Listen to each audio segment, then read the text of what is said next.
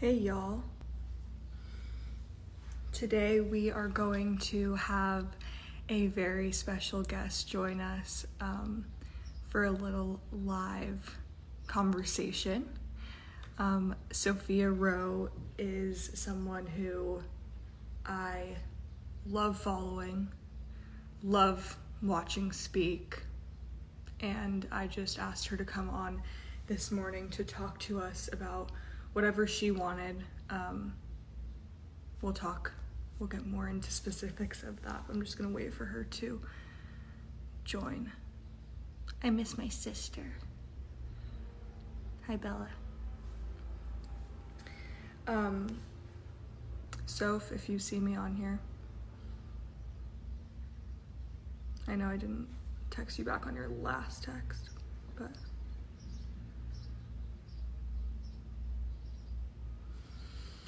she'll come soon. I actually just realized I don't know how to answer to this. I hope it just pops up like.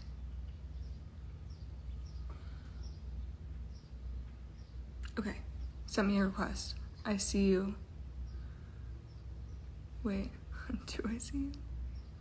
Oh my god, do I not know how to do a request? Okay, there she is.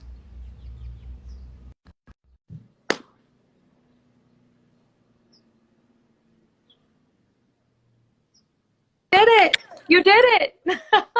Every time I'm so proud. It's only like my third live stream with someone and I get so scared. So confusing, right? You're like, oh my God, what in the hell? Did I do this correctly? I know it's really scary. I know, it's super scary. Thank you so much for doing this, You're Bub. so cute always. And oh man, you do. Thank you. A lot to me. And you know, I think that these conversations are made to feel so scary and so complicated, and they don't have to be. Do you know what I'm saying? No, for sure. So I think I really wanted to talk about a lot of things, but I really wanted to start with ceremonial gestures and white saviorship, because I think that because I do think that there are a lot of white people really doing great work, right? Showing up, they're supporting, they're all tagging and reposting and graphics, and I think that's awesome, and that isn't lost on me. But I do think it's important to talk about ceremonial gestures, because in some ways, like Black Lives Matter Street, for instance, right? We have streets that are Black Lives Matter Road. You know, now we're gonna have a Black Lives Matter holiday. Things they're definitely not void of progress, but they're also not what Black and brown people have asked for. Right. And that's what I love. I mean, anyone who's watching after this live stream, just go to Sophia's page and watch her saved lives, because they're just, one, so informative, but two, you make them so conversational. And I love how you obviously come into every live with something that you want to talk about, but you respond really well to the people in the comments, and that's my favorite part. And it really becomes a conversation with the people that are watching. And this is something that you spoke about the other day that I really, really enjoyed, that conversation where she was explaining how a lot of times white people will go into Black and brown communities and assume that we know what people need without trying to listen or have the conversation or build the relationships in the first place. Right. And we talked about, in work that we've both done, you know, for welfare of others, the importance of going into those situations with the questions of, what do you need? What can we do for you? And, you know, what do you want the world to know about you? So that it's those people that are creating those narratives about themselves, instead of us saying, oh, because I'm a white person, I'm going to give you this because it's what I have in my life, and that means that you probably want it too. Bingo. That assumption, and that's even as far back as the 1200s and 1300s, we see proof of this when we think about Westerners and missionaries. And this is about all the time. You need God, or you need Jesus. And, oh my God, these poor heathens, they're in poverty. They need Jesus, you know? And it's like, no, they already have their religion. They already have that. like throw a Bible at them, right? Like, you know, I think it's also like, again, you're looking at things through this sort of film of privileged veil. Like it must be Jesus that they need. That must be the answer, right? Because that's me.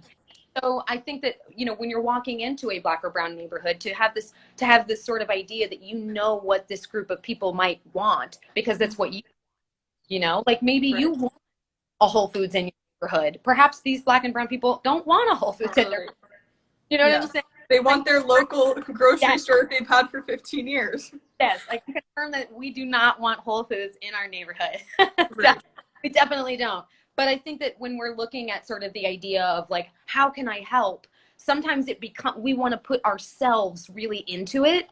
And there's this, you really have to take the privilege completely out of it and really just have to hang out in this place of like, you don't know anything. This is people you don't know. This is a neighborhood you don't know. You know, and I always use this example in my neighborhood. There's this woman who has the flower shop. The flower shop. This is a wonderful example. And I just think about say you want to support her, instead of going into this flower shop and saying, oh, you know what? I have supplements for you, or I have coupons for you. Why not get to know this Black woman? Why not get to know her story? Why not get to, wow, like she lives in Brownstone right across the neighborhood. She's late on her property taxes. She lives with 6 other people. Wow, you know, she might need some marketing help. And my husband does. Or she might need help with her social media. Oh, that's what my son does. Right? Like, it really comes down. It doesn't mean money. It doesn't mean always giving money. It's about like helping with like resources and connections and things that we have from privilege in the first place, of maybe like a broader scheme of education or whatever, those tools that can be used to help other people. And also what you said the other day about, what was it? Yeah, I mean, you just said it with like, so with just being like, I can offer this. And what I was going to say is that once you create the trust between someone and they actually know that you're someone that is supportive of their business, comes in, talks to them every week, actually has a conversation, then the trust builds, and then they will start to open up about like what they need. And if you're listening, you'll pick up on those things, even if it's not a direct like, I need. Exactly 1,000%. Much is really tied into what that relationship is. So just support Black and brown kids. I'm just going to throw some money at an organization, keeping in mind that organizations many times rely on the death of Black people. This is when they're like, ooh, someone's died. Let's promo. I suppose I talk about the gift of grassroots giving. Grassroots giving sometimes about money, and so many is about resources as so much as it's about assistance. You know, comes in all sizes, but you don't know the assistance necessary unless you develop the relationship, and ask. And it can seem a weird thing, but in the time we've talked about before, the other day where we talked about Women's Prison Association, when you're working on a reentry program with someone who was previously incarcerated, you ask, what can I do for you? What is it you need? Is it work? Is it clothes? Is your children? Like, etc. And remember that they're individual people and stories. They're not just like a Black or brown person, and that means that like everyone needs the same thing. Absolutely. And I mean, this also conversation really, like, this really ebbs into, and we also spoke about redlining, which, by the way, redlining was only outlawed in 1968. I mean, this was ago. And what I realized the other day in your live is that, like, I mean, thankfully I had really good history teachers, and I also took world issues classes outside of history. Like, I was just interested in it, so I was really privileged in that way. But I realized that, like, there's so many people that didn't learn about redlining, didn't learn about gentrification, and like, it's so important, and it's something that we should touch on. Please continue. Yeah, I think not only is it an important topic, and I want to make sure that I have my stats here, but I can only speak for New York. I only want to speak for New York because I am a New Yorker. I've been in New York for more than 10 years. Like, this gentrification thing, Bill de Blasio, he's the first of 109 mayors, that had his sort of celebratory celebration. I'm the mayor of Brooklyn. No other mayor wanted to have that happen in Brooklyn. He was like, I'm Park Slope. This is rad, right? This is the first time in 2013. This happened literally 11/5/2013. I'll never forget it because November 5th is my birthday. So it's like, so I remember the day so clearly that he's talking about redlining. And he's saying, like, I remember when redlining was a thing. And I actually have a very clear definition of redlining so that we know what it is. Very clear. Yeah. Or institutions refuse mortgages or any kind of service to a certain neighborhood, racial or ethnic composition. This was legal, very legal, up until 1968. Not only was it legal, but there was a corp, which is now defunded, called the Homeowners Loan Corp. These people were bankers, real estate agents, part of the sort of bank redlining that were actually who created the maps. Yeah, and everyone should go to their own home cities. Yes. And see what their redlining maps, how they've changed and how they were in the beginning, and then what areas have now become, how they've changed. Because like you were talking about the other day, like even I learned last week, like Central Park used to be like a very thriving, amazing Black community with churches, with like schools, with all these things. And then one day it's just like, and the importance of also then why these communities that are first like, oh, this is like dangerous, or like what do they label them as? I don't know. There's like different, when the areas first get redlined, they're like, oh yes, the certain words they use are like just so bizarre. Well, what I wanted to point out is because this is the argument that we always get when we hear about redlining. We always get it. We always hear what redlining ended in 1968. Yeah, okay, just like slavery ended, right? Yeah. Just proclamation, like that meant anything. Yeah. Important to understand that America's only 243 years old. Right. Young country, right? Yeah. Young. And so I always bring up that there's a case actually in 2010 against Wells Fargo. In 2010, it came to fruition. They basically discovered that they mention and refer to Black customers as mud people. This is on the record. Like, you can look this up. They were referred to as mud people, and they pushed horrible loans and called these loans ghetto loans. So these ghetto loans had crazy high interest rates, right? 2010. So much for that thing being abolished in 1968, right? So much for being a thing. Redlining is absolutely, still see it. There's also retail redlining. You see that all the time as well. The assumption that a business doesn't want to move in because they don't want a Black or brown customer. Not because a Black shop there, but they're not interested in having a Black or brown customer, right? That's a whole element of retail redlining that exists right now. It literally right now. And or someone, sorry, continue. No, I just think that it's interesting because this also follows, you know, gentrification intrinsically isn't about color. It's really more about class. But as who developed the class structure in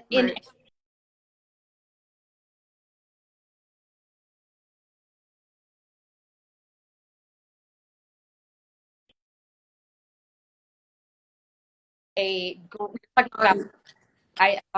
back. You're good.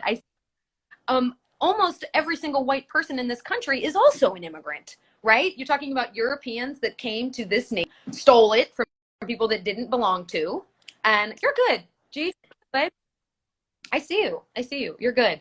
But so when you're looking at the history of it all, you're like investigating what whiteness. You know, I always encourage, and I think it's for me, I'm very empathetic to white people because you can't help that you are white.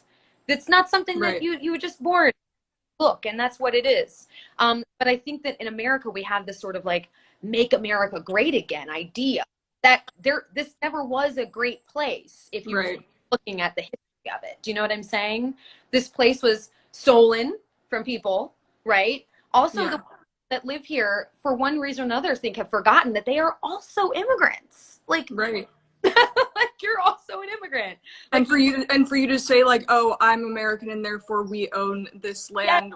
Like, what about where your Right. ancestors came from, and also the fact that white people didn't discover this country. Like, you can't discover a country that was already lived on.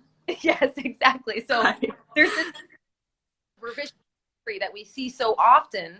We see it's the way that children are taught in the South. I mean, we have, you know, the daughters of the Southern Confederacy, right? I mean, literally came in and said, you know, we need to be thought of as winners. So we're just going to write books to let everybody know that we're awesome. And this is what children are taught.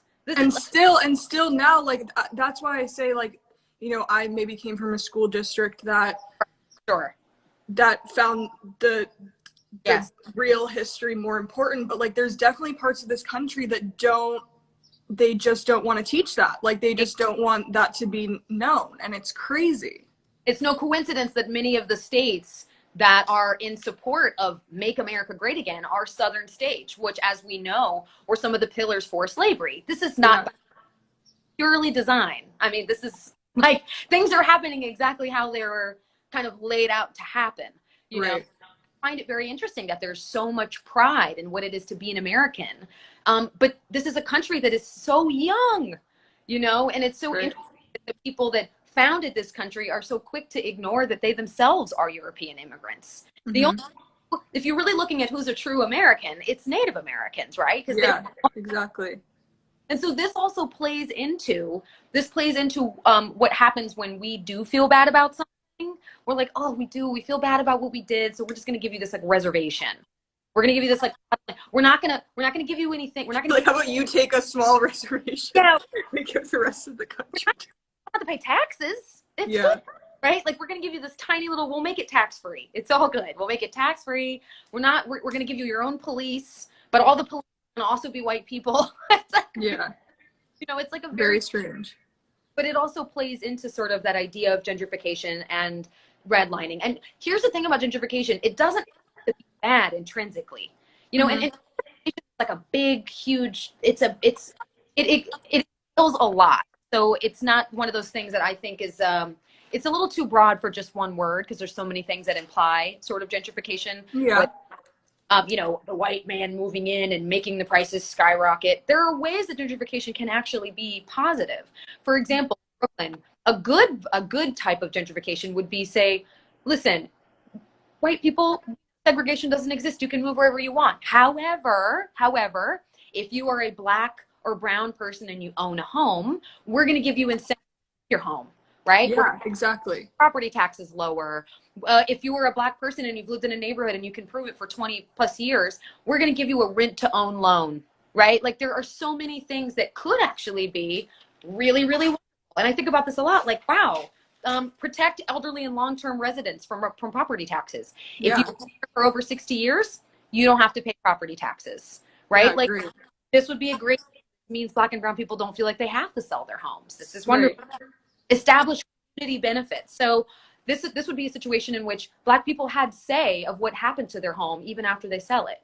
Like, I'll tell you my home is, as long as you promise to turn it into a school, or turn it into or turn it into a nursery or a hospital, for instance. Yeah. And does this include like helping to like, I've tried to do work with organizations where, like, to go in and just like better the parks and like the outdoor spaces that are already there. Exactly. So this is the probably king shit sort of element of gentrification that I think of. So it's sort of the gentrification properties, right? The property of gentrifying, making something shouldn't also have to entail that it only belongs to white people, right? Like, you should be sort of elementally insert the properties of gentrification, making parks nicer, making roads nicer, without then also opening it up for white people to move in and buy it. It shouldn't be about that. Yeah. Not about that, exactly. So the gentrification process should just be something you should do because you should do it, right? It benefits, that's also something that benefits the community that's already there. That doesn't entail, let's make this nice for the new folks that are moving in. Right. Like, make this nice for the folks that have always been here. Because as we know, there are such a thing as black neighborhoods, more Asian population neighborhoods, Spanish neighborhoods, because we know redlining was a thing up until 1968. And so Yeah. because thing, there are literally maps that are drawn out that have Black neighborhoods, Asian neighborhoods. That's a thing. And Yeah. so when you're coming to East New York in particular, which is where I live, and it's a very Black centric neighborhood, Yeah. you see that there isn't a lot of thing up that happens unless it's in preparation for new capital, right? Right. It's preparation for more money and for more people to move in. And as white people move in, they have cars. I mean, they can just go wherever they want. They can go. They don't need to worry if there's a grocery store in the neighborhood because they're going to drive to Whole Foods over in Bed-Stuy or from Bushwick. You know what I mean? Like, they're not going to. Well, this is like what there's a girl the other day that commented on one of your lives, and she was like, "Well, I'm white, but I live in a Black neighborhood," and you were like, "Yeah, but like that's also the problem is that like white people have to realize that they have the privilege to be able to have more opportunity to get jobs that can get higher pay." Absolutely. That then they don't have to move into those places. And once that starts to happen, then it's like, then they don't want the food that's already in the restaurants that are there. So then those restaurants start to move out, or like you're saying, the Whole Foods, the grocery stores, the whatever shops are already there, the daycare centers. The daycare center, that's a big one. Childcare is a really huge one. Ultimately, I get the question a lot. So why are Black and brown neighborhoods so dangerous? And I always say they're not dangerous. There's just more police. And so, listen, I mean, you know how it is. If you're looking for a problem, you're going to find one. Do you know what I mean? You're talking about more police. Obviously, there's more crime. There's the same amount of crime going on in any neighborhood. But white neighborhoods are not as policed as Black neighborhoods are. And so this is a big reason why these Black neighborhoods are supposedly more crime. Someone in the live the other day, like, you know, when I go to these Black and brown neighborhoods to support them, Black and brown people stare at me. Makes me feel uncomfortable. You're like, do you know how Black and brown people have been looked at or like treated in like you can't get stared at for 10 seconds? Like get your chicken noodle soup and move on. Like they're just like, what? Like they're just like, oh, I can't believe this person's here. But you know what? If you start coming around more often, it's gonna be normal. And that's why like, hey Susan, like it's not that big of a deal. Like as long as people see that your presence is there. And not only this, they expect it. And that's the part that I really think is such a big deal, is like, if you want to talk about supporting a Black neighborhood, it's even if it's a beauty store, like I said, et cetera, et cetera, et cetera, et cetera, whatever it is. Ultimately, the places there that are the businesses that you're shopping at, you need to tell them to expect you. Expect to see me twice a week, right? Yeah. Like, I know that when I'm thinking about how uncomfortable it might be to be a white person in a neighborhood, you know, I just think, well, that's what Black people feel like all the time. You know, like they're just always scared. That was my first thought when that girl said that the other day. I was just like Black and brown people have to be stared at. They always have to know. When you're a Black or brown person, you always have to know, wow, I am a Black and brown. I need to make sure I present in a certain way. I need to make I'm mindful of what I look like as opposed to what everyone looks like. There's so much to think about when you're a Black or brown person, you know? Right. And so this also plays into gentrification.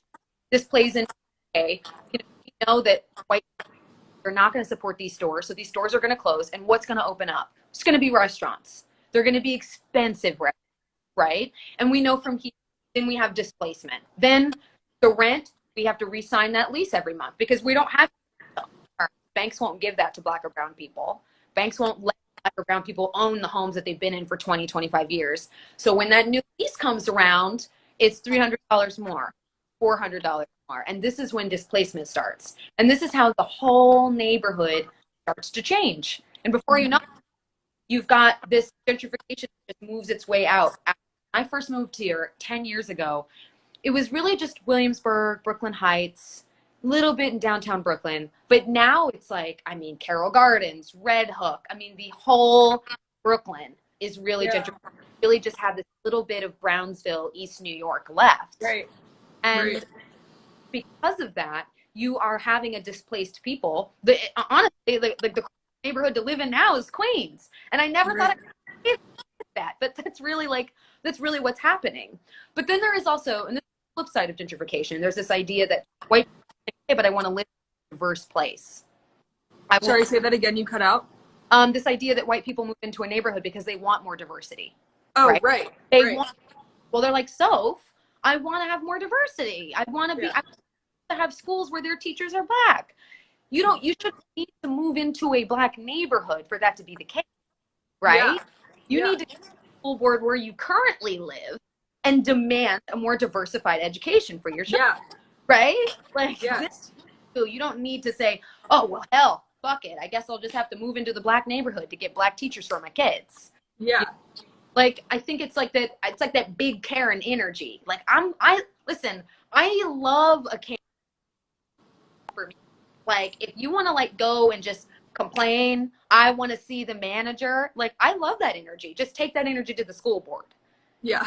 City hall. Take it to the police commissioner's office. You know what I'm saying? Exactly. Take it to the voting to go vote. Like, yeah.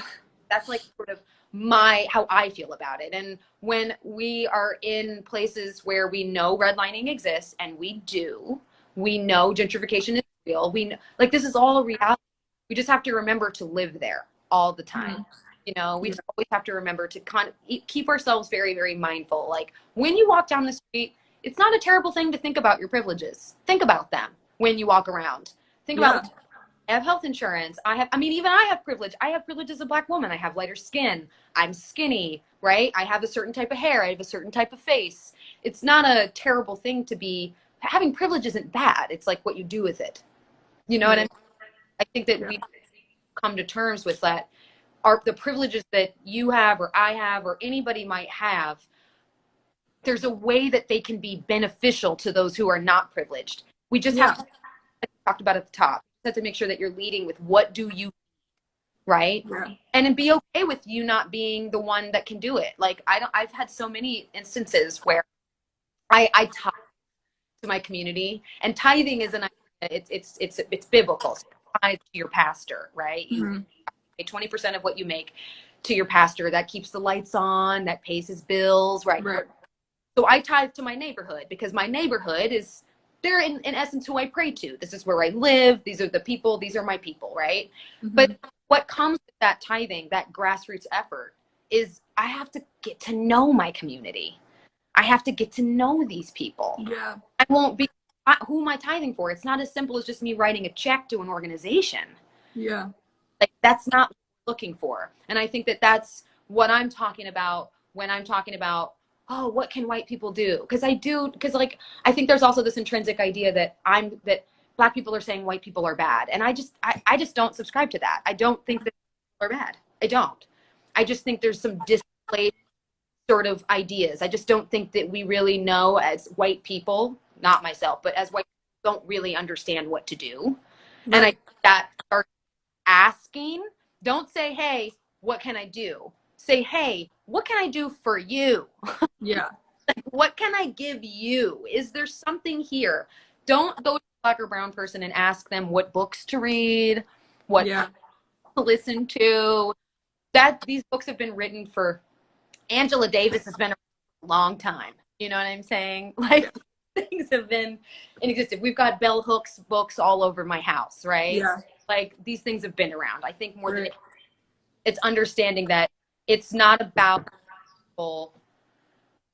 I don't think that it should be looked at like Black people need white people to do the right thing. White people just should do the right thing, right? It's not, Black and brown people have been in their neighborhoods and they're doing just fine. However, equality is really what white people are saying they're interested in. If Black lives really matter to you, like you say they do, then you should be doing these things. You shouldn't just insert yourself and just say, look what we did for you. We built you a monument. We did the street after you. We named a holiday after you. Like, it's not. But it's also not about just like talking to the Black and brown people in your life and like therefore figuring it out. It's also like having that moment of like self-reflection and like an honest conversation with yourself. And like a moment of thoughtfulness where you're like, where in the past have I, like, even without, not that it came from a place of malice, but like, where have I been in situations where I could have done better. And I think that that's something that like me, especially like in fashion with like specific friends that, you know, I've in the moment felt like, okay, I was there for them. Like they came to me after, you know, they were treated this way at a fashion show or whatever. And like, I was there to listen and whatever. And maybe in the moment I felt like I didn't really have like I wasn't in the place where I could fix that or help them with it. And now like to go back this week and be like, hey, like in the future, I don't know what it is going to be that I'm going to do to make that better, but like I'm going to try harder and like I'm going to figure it out. And like I could have maybe figured out a way to like use my privilege in a way that fought for you better instead of just being there to listen. Like maybe that wasn't enough. You know what I mean? And I think that self-reflection and realizing we're not always doing a good job, even if it didn't come from a place of not trying or not wanting to or not caring about what they were experiencing. It's just that like next time I'm going to try harder to do more. Yeah. When we call that, I mean, the word for that we call that accountability. Yeah. And in so many ways that exactly what Black and brown people are looking for. We are literally just looking for accountability. Stand up and admit this moment that you did not protect a Black or brown person. Like, and you see the error in that, you know, allow us to trust you, right? Then we'll believe that maybe, you know what, maybe Black Lives Matter, maybe they do matter to this person, you know, you hold yourself accountable. This is absolute. Like, this is a huge, huge step. You know, holding yourself accountable and also holding yourself accountable to the knowledge that you learn. When you learn that you are incorrect and you say, you know, I was incorrect, the power in that is really, really, really powerful. I learned that I was born into a system that said I'm better because I'm white, and that's not good for me because that's in a delusional place, right? So I'm not going to support that anymore. I mean, there's this woman, Sondra, talks about how, you know, like I said, you can't help that you were born white. You can't help it at all. But there are elements of whiteness because the whiteness is the system. There are of that are bad. So it's up to you to point them out. Ooh, that's good. That's an incorrect piece of information. Let's toss it. It's like having something smelly in your house. You know, well, I guess my house just stinks. Like, no, you're going to find the smelly thing and you're going to throw it out because it stinks.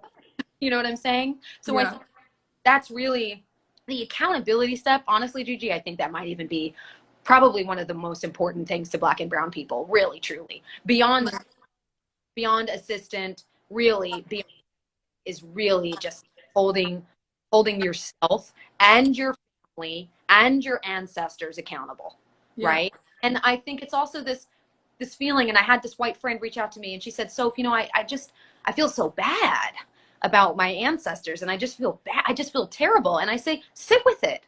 That's okay. It's okay to feel bad. It's okay to feel sad. It's okay to feel hurt. It's okay. But after that, after you're done having those feelings, now you know better, right? And now, absolutely, now you've convinced Black and brown people that you really understand how wrong the system has actually been. That accountability step is so valuable. And it feels weird. I mean, that's the one good thing about this movement now isn't it interesting now you feel a little bit more prepared to have these kinds of conversations with Black and brown people? Isn't that interesting? Like, where it's like, the uncomfortableness is the point. And like, this has been something that like I've dealt with. I mean, you're talking about the system generally overall, but I think within whatever industry anyone works in, they've experienced something like this where it's about in times where it's not like I'm just now feeling bad for times where I haven't been able to stand up for myself in the times when I knew something wrong was going on set, for example. But now I can say, okay, in that time, I learned from not standing up for myself when I didn't follow my intuition. And I asked people like, okay, well, there's one of the most famous Black makeup artists on set, and I said like, hey, do you think that like this is wrong? And she was like, no, darling, it's major. And I was like, okay. And I'm like 17, so I just like didn't do anything. And like now I can, it's a time where I can come out and be like, if there's any 17-year-old models that are watching, like if you're in that situation, like do what you think is right. Like don't ask other people for like support. You don't need it. Like do what you think is right in the moment, and like feel strong about it, because it always will like represent you in the end. Yes. And it's not something like to be ashamed of if you have that feeling. You know what I mean? Like I've been in situations where I knew it was wrong, but I didn't think that I was allowed to have those opinions because the industry of fashion scared me. Yes. You know what I mean? And I think that probably in a lot of workspaces, you don't feel like you're successful enough, or you have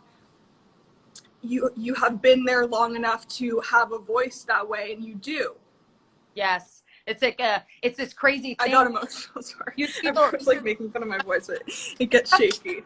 This stuff is real. It really is. And like you said, this really crosses all industries, right? Like this is a real thing. And the pain, it's interesting that you get emotional, because think about how painful it is. Your intuition, you were born with it. You're born with intuition.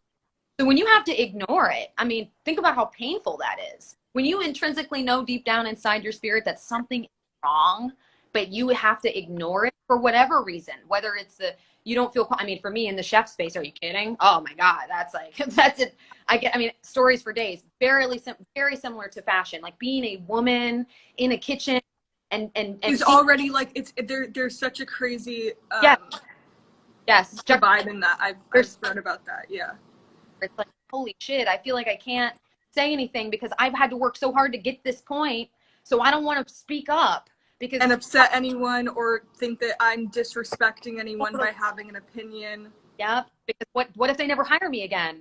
And this is my one shot. Isn't it funny how you think you've always got one shot? This is one shot, and I can't fall, because then not gonna hire me again. Then Vogue's not gonna hire me again. Then this designer's not gonna hire me again. Then this family's not gonna hire me again. It's all the same. There's so much intersection.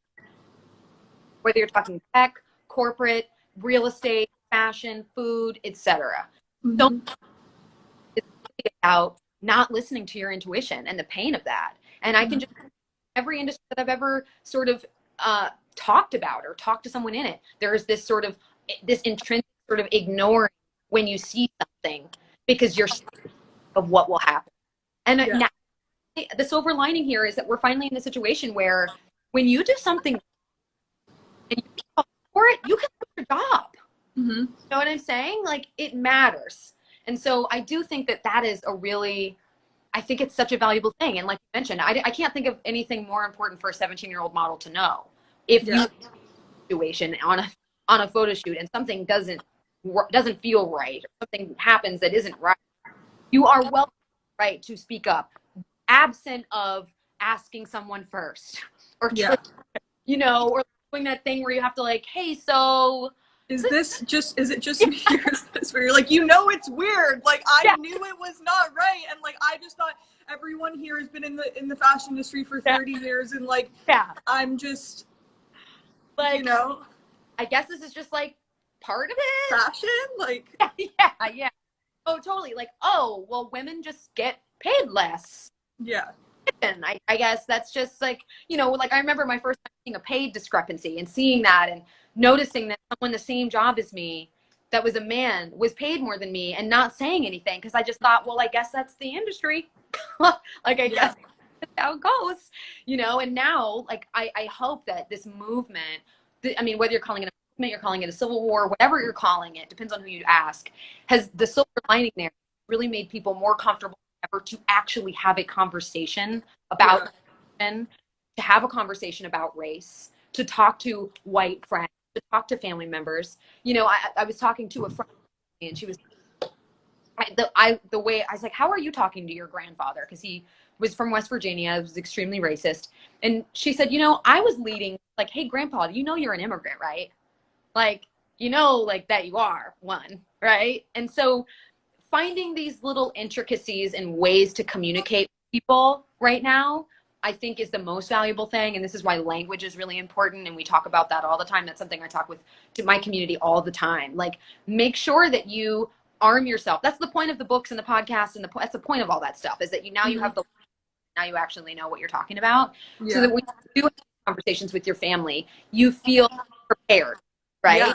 And my favorite is like just with like numbers and facts and being like, it's and to not, if you're assertive at first, it doesn't need to boil up to a place where then you're flipping and like getting like mad, because then it's not getting your point across in the way that it should, because you're right with the facts that you have. Yes. And you already know you're right, so you can like stay calm with your facts. And also I saw this thing that I thought was great, of like asking, instead of like attacking the person for having a different opinion, start to ask questions that break apart why they have that opinion. Ask questions. This is huge. I was just about to say that.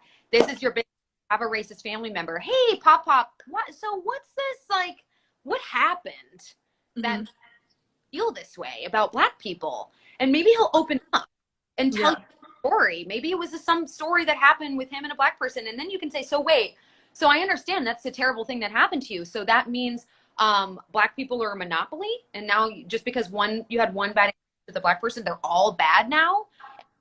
He can start to hear in his brain how, like, that is kind of racist. Like he can teach himself this. And I think there's another thing that comes into is really designing your boundaries before you go into having this conversation. Yeah. Really call out what is your exit strategy? Because like you said, you made a really great point, Gigi, how you were saying, like, this doesn't need to be this escalation ladder that you're getting, right? Like, you don't need to get in a full-blown uproar and convince this it's probably been racist to, like, forever, to suddenly not be racist. This is going to be this conversation. So understand an exit strategy. Drop some questions, right? Drop a few, like, it's interesting that you feel like that, because I was reading this book, right? Or I was having this conversation with a friend, and what you're describing sounds like it might be systemic racism. I've been reading a lot about it. What do you think about that, right? Yeah, or like, I'll send you a link later, like, let me know what you think about it once you read it. And like, they usually come back with like their own link. Or like, well, they the conversation we're talking about. I think this is what we're talking about. Asking questions leads to conversation. You're having a conversation. And I do think that there should be some kind of preparation for this racist family member or friend. Be prepared for this person to not listen. Be prepared for this. If you want to hold a really clear barrier, not a boundary, and you want to say, listen, if you are not going to let go of these racist beliefs or racist ideation, then I cannot see you anymore.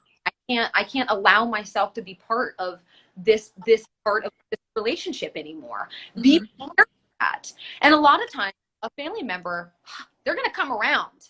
If they think that, wow, I'm going to lose a granddaughter because of this, this is the impetus or the genesis of a real conversation. Like, wow, most grandparents, aunts, uncles are not going to be willing to lose the relationship with a family member because of this. You know what I mean? You just got to be prepared to go there. But what you said, Gigi, in this very clear, you've already done your research. You've already read books. You know what you know. You don't need to go guns blazing, and just, so, because a lot of times I think that's how it feels like you need to be. Yeah. Like you need to be this sort of angry person. And I think that's, when I think about me, I'm a very pedagogical sort of educator person. Obviously, my work is more in the food access space, but food access are all, and so as we know, they're all very much the same kind of conversation. Right. Empathy is an important thing to have when you have these conversations. Yeah, you have to. Right, you have to. So this is my position. I don't have the position of like, I'm angry. You will do what I say. You're wrong. F you for being racist. No. Empathy is so important when you're diving into such difficult, layered, oh my God, patchy conversations that are racism. And I mean, racism is just really one, right? I mean, then there's like a whole other sort of intersection involved once you start getting into Black, trans, or once you start getting into gender binary, For sure.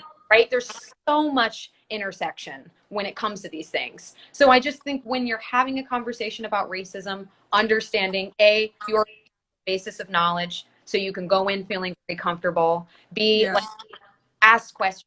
C, be prepared for this to be something you have to keep having. It's not like a one and done. You're trying to make racism here. Like, yeah. Yeah, and like you, if you go into it with just like a passionate opinion on something, but you haven't done the research, then like yeah, you will get halfway through the conversation and get more worked up because you don't have the tools to like truly express why you feel this way, or fight for what you know is right in your head. But like, yeah, I think that's so important. 1000%. That's what the books are for. That's what the podcasts are for. All the, and I tell them all the time, it's the simple stuff. Learning the difference between systemic and systematic. These word, the language, right? What the word for when people come over here and steal land, that word's called colonization, right? Yeah. We get that knowledge bank. And just to write it down once, like just so that it's in your head, like it's not just about like watching one thing or being like, oh, I heard the difference. Like writing it down really helps me. Like just taking one note, even if you never see that notepad again, like it gets it in your head, and or to write down one example of it like really helps me as well. Yeah, language is really important. That's actually, a journal is actually something I suggest to my community all the time. Book, and this isn't just about racism. Anytime you read a book, you get a word you don't understand, why not write it down? This is going to be this is good for your knowledge bank. It's good for everything. So this can't be a bad thing. You know, when there's a word for almost everything. When Black people had to come over here and learn the language and learn these customs, that's called cultural assimilation, right? Yep. Get things in your brain, then you are on have a conversation confidently with your family member. Yeah. Language is one of the first places to start. And it's something that no one can take that from you. As heated as the conversation gets, as much as they want to say, oh, this happened, that happened, whatever, and you're like, actually, this is the word, this is the definition, and these are the numbers that go with it. What are they going to say? It's still nothing. There's nothing. Just like when they say, I'm not racist, I love Beyonce. And you can say, what you just said is tokenist. Yeah. Tokenism, that is a form of implicit bias, which is a microaggression form of racism. You can feel so comfortable and confident because this stuff just rolls off your tongue because you've done this work, done this knowledge. And I think that like when we're looking at what Black and brown people are interested in, they're interested in decolonization. They're interested in getting their languages back from them that were stolen. This is a strong, strong concept to explain to a grandparent, letting your maybe racist parent know that Black people, they actually aren't trying to steal anything. They're interested in decolonization. You have a word for that. I think that, again, language, journal, it might seem so like silly, but I think if we kind of open up wide umbrella and make it more like a dictionary for you just in general, not like, oh, these are all the words about racism. It's like, no, like I think this is something that you should always general words to help conversations in the future of things that I'm interested in. Yeah. Another word for that. Oh, there's another word for fantastic, right? This cannot be a bad thing. And so looking at when most people are truly not this white supremacy KKK. That is really not most people. It's not, there is not. No, there is just there's a lack of education or a misunderstanding, or like there's just something that didn't. Yes.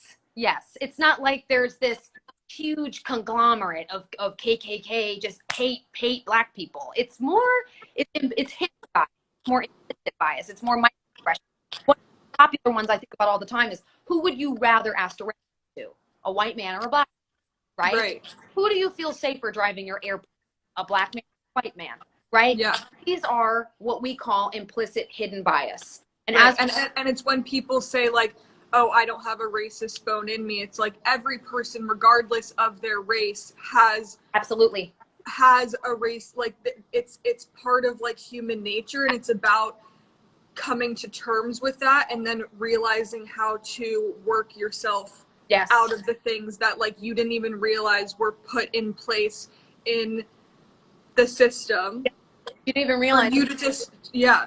Yeah, like, oh my God, everybody has implicit or hidden bias. We start seeing showcases of it as young as 18 months old, where children are more likely to want to hang out with a child they identify with. This is why it's important to make sure if a child is going to a birthday party that there are people at the birthday party that don't look like them. Or, or reading books that have main characters with different skin colors. Absolutely. Who have values, believe in different things, different religions, etc. We see implicit in babies. And so this is a big reason why most of us all have some form of implicit bias. Implicit bias leads to prejudice. Prejudice leads to discrimination. Discrimination to racism. That's typically right. You have an implicit bias. I feel a certain way. Again, I only really feel safe in a neighborhood that's my neighborhood. Before you know it, a black person in the neighborhood, you're like, well, why is he? That's prejudice. And then you yell at the black. Why are you here? That's discrimination. And then call the cops on this person. That's right. It builds. There's a system, and it's literally before you know it, you're like, crap, I've become racist.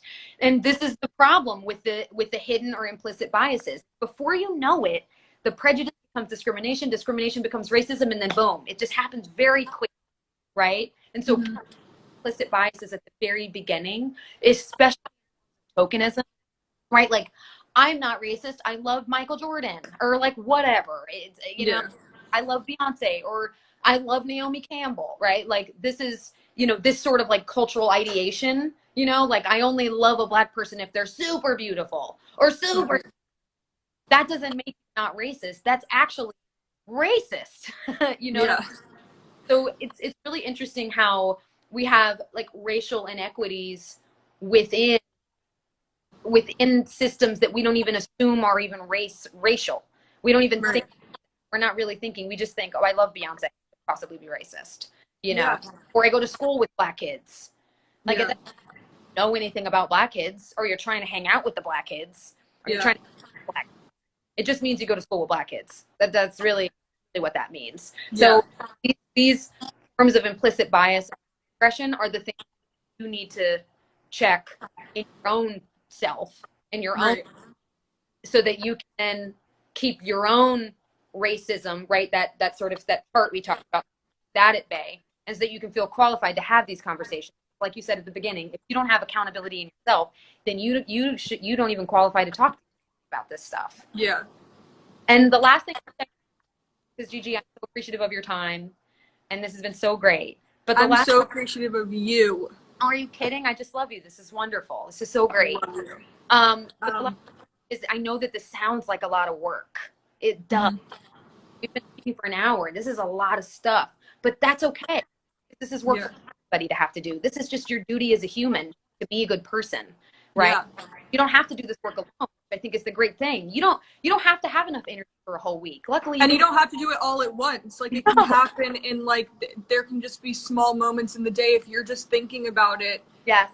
For once in a while during the day, like that's part of the work of being like, oh, I remember that time where like this happened to my friend, and like maybe I could have done, that's part of the work. And like, exactly.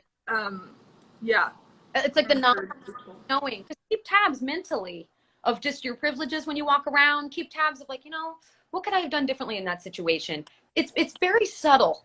It doesn't have to be. I don't think black and brown people aren't asking for your entire Instagram feed to suddenly be Black Lives Matter. I don't care.